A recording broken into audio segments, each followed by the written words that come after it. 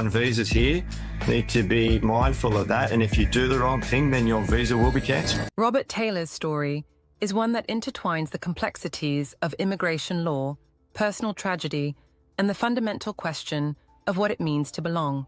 After spending a significant portion of his life in Australia, Mr. Taylor finds himself trapped in a legal quagmire that threatens to strip away the very foundation of his existence. The next 50 years of his life as an Australian.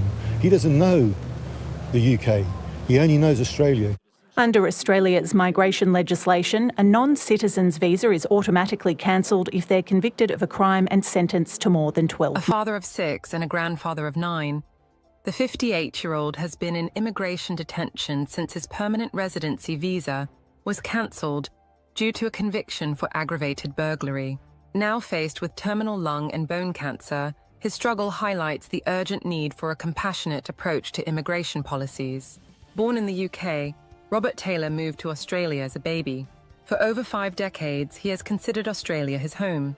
Yet, under current Australian migration legislation, his visa was automatically revoked following his conviction, a consequence that many argue is both harsh and unjust.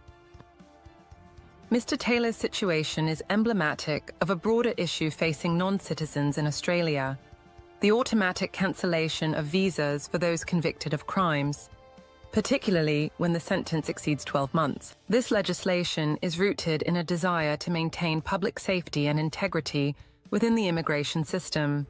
However, it fails to take into account the long-standing contributions of individuals like Mr. Taylor, who have spent decades integrating into Australian society. The stark reality is that Mr. Taylor does not know the UK. He knows only Australia. His children and grandchildren, who are Australian citizens, represent the legacy of his life here. Faced with a dire prognosis and the uncertainty of his future, Mr. Taylor, along with his family and medical team, reached out to the Department of Home Affairs, as well as the Immigration and Home Affairs ministers seeking clemency.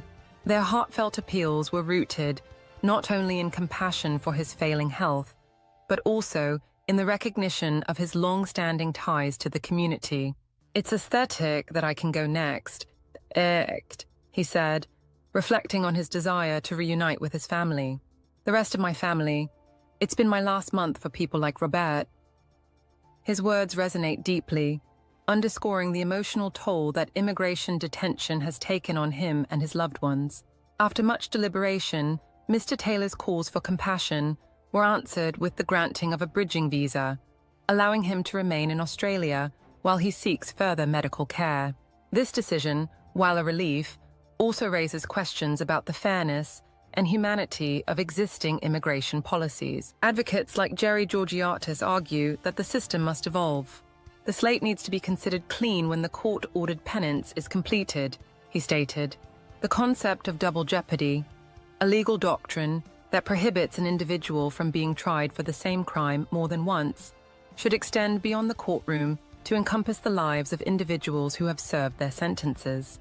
Georgiatis emphasizes the importance of recognizing the contributions of those who have lived in Australia for decades, regardless of their past mistakes.